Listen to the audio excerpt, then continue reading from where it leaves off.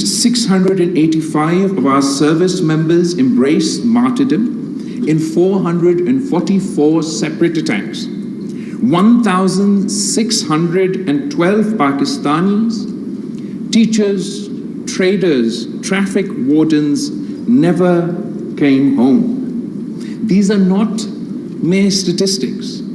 They are vacant chairs at breakfast tables, yet each tragedy steals our resolve. Because every falling comrade plants a flag that drives deeper into the soil the extremists covet but will never own. Let us be clear. Any so-called Shura may issue threats in Pashto, but its digital propaganda is subtitled in every language of discontent. A bomb in Peshawar today draws its ideological fuse from the chat room somewhere in northern Africa, its wiring diagram from a tutorial filmed in Damascus. Terrorism is borderless, and therefore the fight we wage is not Pakistan's private quarrel. It's a civilizational self-defense on behalf of all of humanity. When the Tehreek-e-Taliban or the Majid Brigade tweets its manifesto, the algorithm that amplifies it does not stop at the Duran line. It ricochets through Paris, Perth, and beyond. If we stand down, who will stand up? Across 2 decades, Pakistan's armed forces, backed by an iron-willed citizenry, have broken the backs of Al-Qaeda networks, dismantled so-called caliphates in the name of Daesh or anybody else, and driven the TTP from fortresses to the foxholes. Operation Zarb-e-Azb drained the northern swamp. Rad al-Fasad uprooted the sleeper cells in our cities. Today's operations in Balochistan and elsewhere sever the nexus between separatism and foreign-funded terror. These campaigns are not video-gamed stories from offshore carriers. They were boots in the dust, medics in the mud, and school teachers reopening classrooms behind the front lines. The world enjoys the light of conferences that debate violent extremism. Pakistan battles these demons daily on the front lines. Our roads scarred with IED and suicide bomber craters are the tariff we pay so the rest of humanity may commute in peace. Is it too much to ask that the visa desks respect the Pakistani passport that guards their peace? That multilateral lenders price our courage into their risk models? That media houses spell Pakistan without the lazy prefix of troubled? Respect is the minimal dividend of sacrifice. And for across the Durand line, the Taliban regime was greeted by many as an inevitable fact. They promised the neighborhood stability. They delivered instead a 40% surge in militant attacks on Pakistani soil and a sanctuary for the TTP, the BLA, the ETIN, and so much more. We say to Kabul, sovereignty confers duty. Stop the exodus of fighters. Choke the traffic of arms and honor the blood-priced Doha commitments, or be judged by the company you keep. I would like to propose some points for Pakistan and the conscientious world. One, we need equitable burden sharing. Terrorism, CT Finance, what used to be known as the Coalition Support Fund, cannot be a tip left on the table of counterterrorism. We ask for structured investment in counterterrorism, in counter-violent extremism, in modern technology and weaponry, the hardware for our resilience. And to view development as an antidote.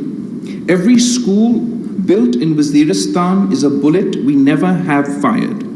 Let CPAC be joined by PeacePAC, a people's economic and cultural corridor that funds micro-enterprise, women's colleges, and solar grids in areas facing the brunt of this new wave of terror, from ex-Fata to the shores of Balochistan. No counterinsurgency has achieved victory without first winning hearts and minds. In the context of the first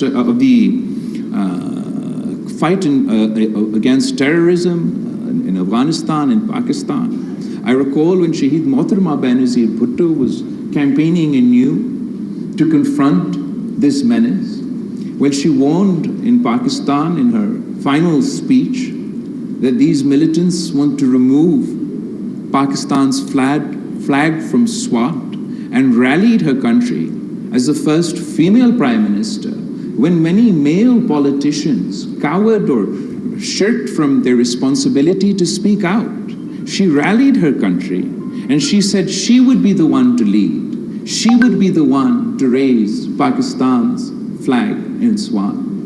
She did so in a context, and the context was a global understanding about the next phase to combat violent extremism and terrorism within Afghanistan and Pakistan. Of course, it meant joint resolve and kinetic operations that we would ultimately begin in South Waziristan and North Waziristan, etc. But that kinetic action was to be coupled with investment in the hearts and minds of the people of Afghanistan and Pakistan. Within the context of what the shared experience of the end of the World War II, and the international community's commitment then to a Marshall Plan that saved or invested in the economies of a war-torn Europe to ensure future generations would not be drawn back into the mouths of, at the time, fascism. A similar commitment was made by the international community to her, to Pakistan, to the world.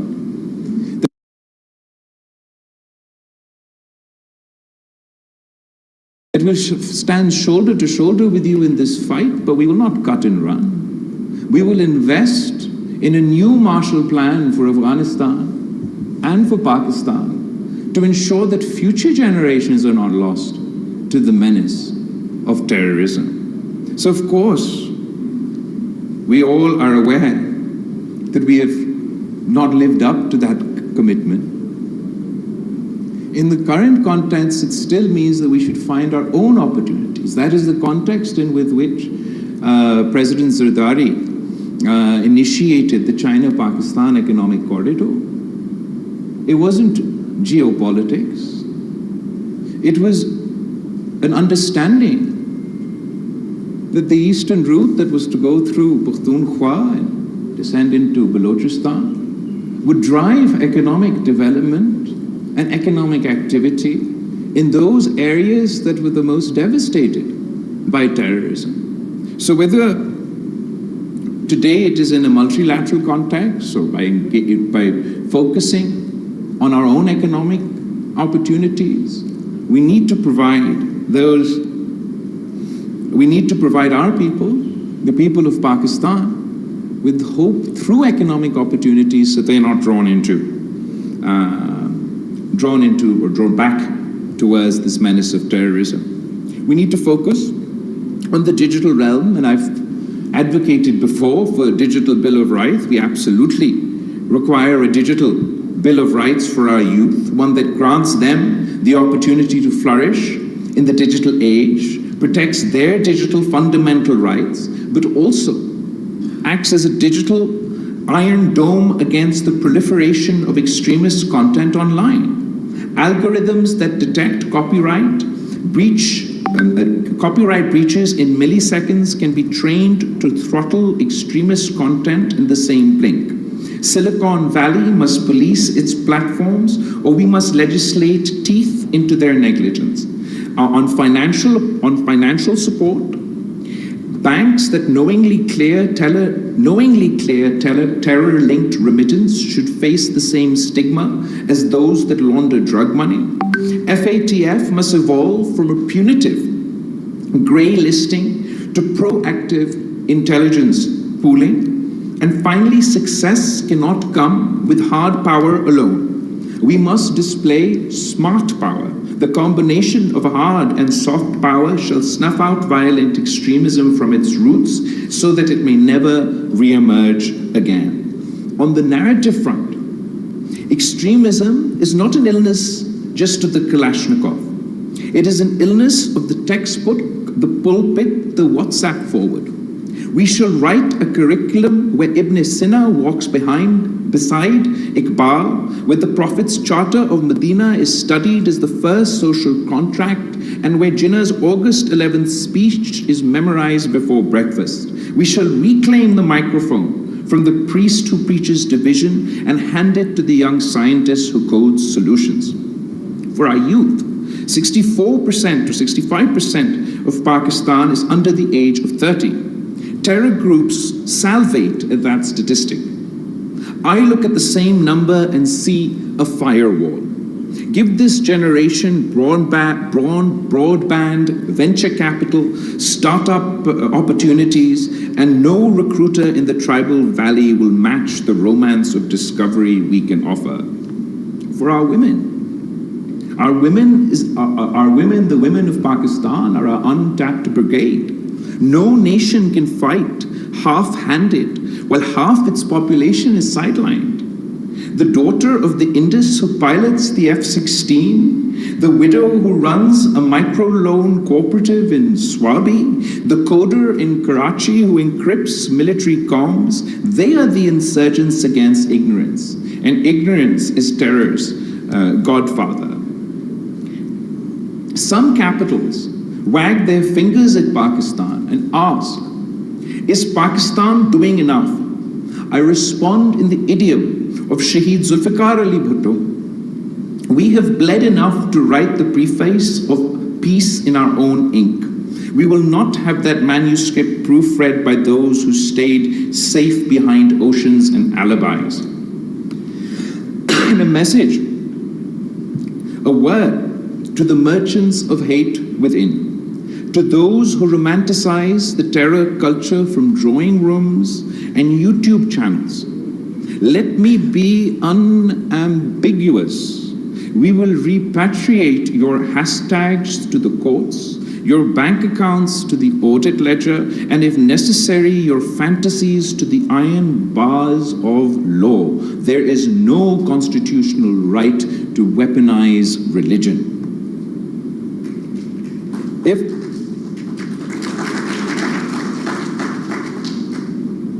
If the world demands that Pakistan outlaw militias, which we are doing and have done, it must also demand that every people live free of collective punishment.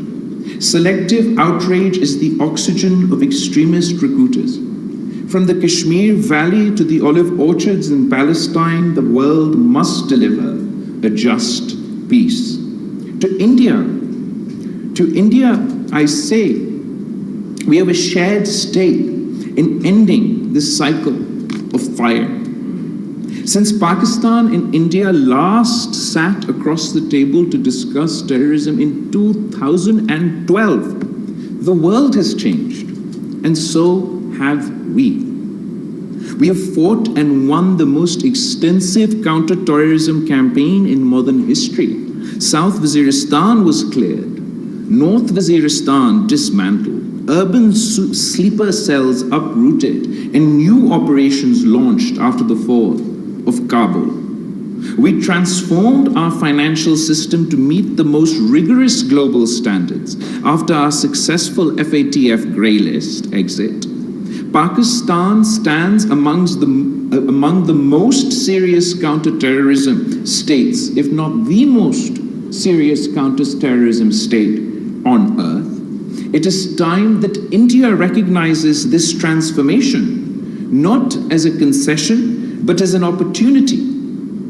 Terrorism is a collective menace. No border fence, no nationalist rhetoric, no regional hegemony can shield one nation from a fire it may have helped light on the other side.